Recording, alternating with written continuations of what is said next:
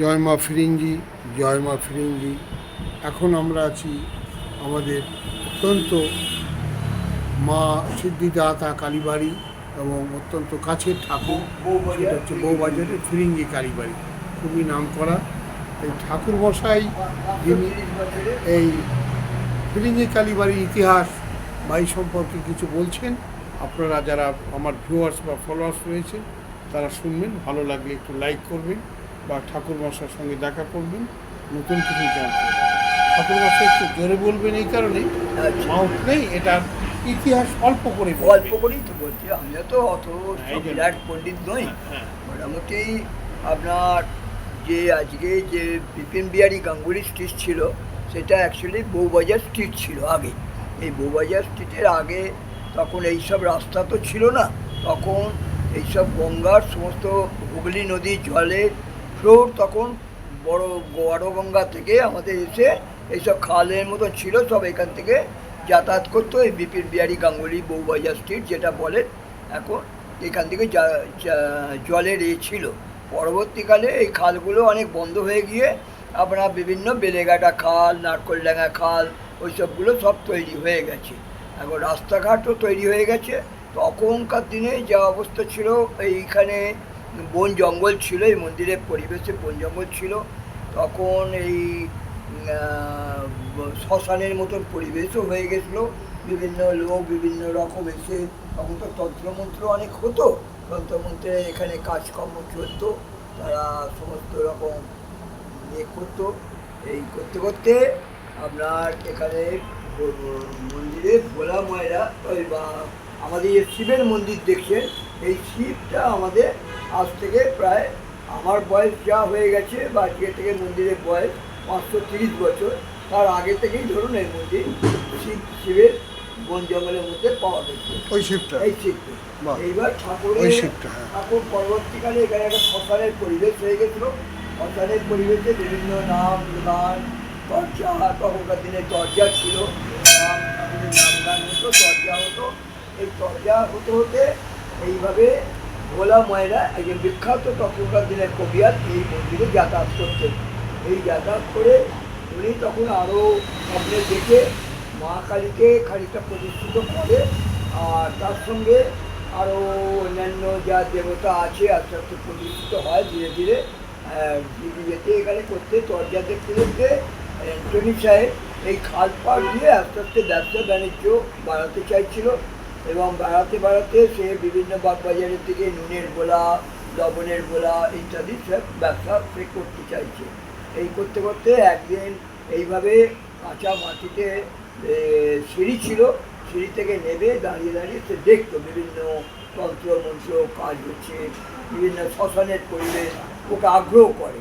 তখন উনি এখানে যাতায়াত করতো, যখন বজরা নিয়ে ব্যবসা যেত তখন দাঁড়িয়ে দেখতো। দেখতে দেখতে একদিন ওই কবিয়াল আমাদের ভোলা ময়রা যে ওনাকে বিভিন্ন রকম টিটকেরি দিত। তখনকার দিনে উনি সাহেব ছিলেন তো, আর আমরা হিন্দু ধর্মকেই বেশি ইয়ে করি।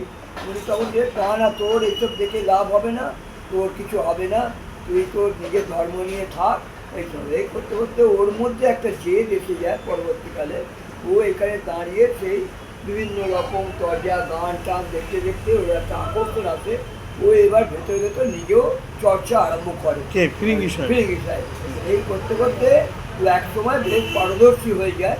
তখন ভোলা ময়রার সঙ্গে একদিন চ্যালেঞ্জ করে যে আমি তোমার সঙ্গে বসবো এই চর্চা গান নিয়ে এ করবো। তখনকার দিনে এইসব মধ্যে বিরাট হই পড়ে যায় যে একটা সাহেব ভোলা ময়রা অত বিখ্যাত লোক, তাকে কী করে চ্যালেঞ্জ করছে দেখা যাক। এই করে তখনকার দিনে খুব লোকজনে জড়ো হয় এবং এতে হয়, এবং ভোলা ময়রাও যেমনভাবে উত্তর দেয় ও সেভাবে উত্তর দেয়। দিতে দিতে একসময় ভোলা ময়রা পরাস্ত হয় ওনার কাছে, এবং উনি তখন দেখলো, ভোলা ময়রা দেখলো না উনি এই ঠাকুরের তন্ত্রমন্ত্র বা নাম দানে উনি পারদর্শী, বিরাট পারদর্শী হয়ে গেছে, এটা উনি বুঝতে পারেননি। তখন এই সব তরজা গানের যে সব লোকরা যারা বসেছিল তারা তখন হই হই করে অ্যান্টনি সাহেবকে খুব ধন্যবাদ দেয়। তখনকার দিনে কেমন হয়, তখন ভোলা ময়রা ওর গলার মালাটা ওনাকে পরিয়ে দেয়, এই অ্যান্টনি সাহেবকে পরিয়ে দেয়।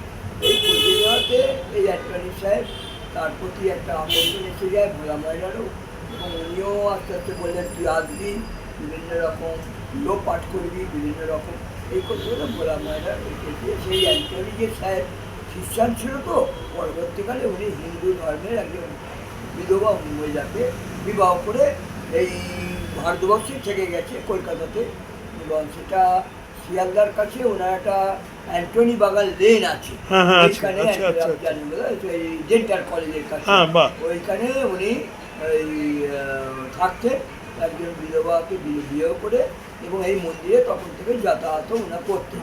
ওনার ব্যবসা ছিল, পয়সা ছিল, উনি হয়তো মন্দিরটা, আমরা তো এই ব্যাপারটা অতটা জানি না, মন্দিরটা হয়তো সেই সময় হয়তো খড়ের ছিল, অন্য টালির ছিল, আস্তে আস্তে সেটাকে উনি খানিকটা বাড়িয়ে প্রতিষ্ঠিত করে, এবং উনি এখানে থেকে যায়। না, আর এক ভাই উনি লন্ডনে চলে যায়, দুই ভাই ছিল, একজন লন্ডনে ছিল, ও এখানে থেকে এখানে ঠাকুরের হয়ে হিন্দু ধর্মে তার জন্যই অ্যান্টনি সাহেব নাম। বাহ, আপনি অত্যন্ত সুন্দর বুঝিয়েছেন। আমার যেটুকু আপনার জ্ঞানে- না, আপনার ঠিক এবং ভালো লাগলো ঠাকুর মশাই হিসাবে আপনি যে যথেষ্ট বলতে পেরেছেন।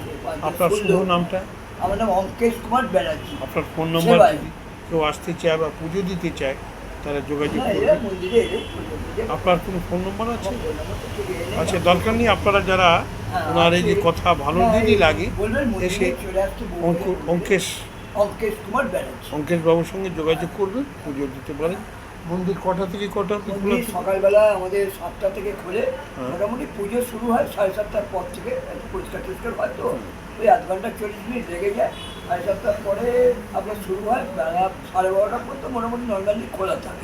তারপর আর একটু শনিবার দিনটা একটু বেশি হয়, যেহেতু বাড়ির পুজো হয়, ওই দিন প্রায় 1টা পর্যন্ত খোলা থাকে।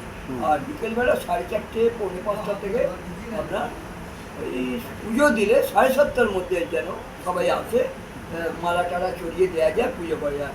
7:30টার পরে আরতি হয়ে গেলে মালাটা আমরা পড়াই না, পুজোটা আমরা করে দিই। মোটামুটি 8টা, 8:30 তো খোলা থাকে, 9টা পর্যন্ত। বেশ ভালো থাকুন, নমস্কার। মা আপনার আরো আশীর্বাদ করুন, আপনার সুখে শান্তি থাকুন। বললেন, আমি বললাম আসবেন। নমস্কার। ভালো লাগবে অবশ্যই লাইক বা শেয়ার করবেন, মানুষ যাতে জানতে পারে আপনার এই শেয়ারের মাধ্যমে আপনি একটা সামাজিক কাজ করবেন। হ্যাঁ, পুজো দেবেন?